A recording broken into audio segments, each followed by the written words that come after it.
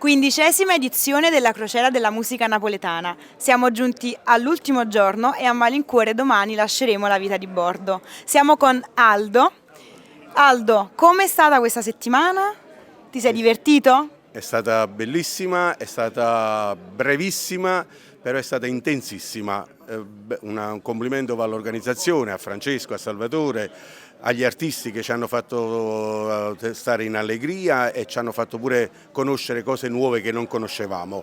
Un complimento a tutti, alla MSC Crociere e soprattutto un bravo, veramente brava alle gemelline Spinosa, che sono state simpaticissime, elegantissime e anche a qualche volta spiritosissime.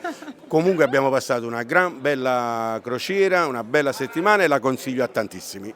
Grazie mille Aldo.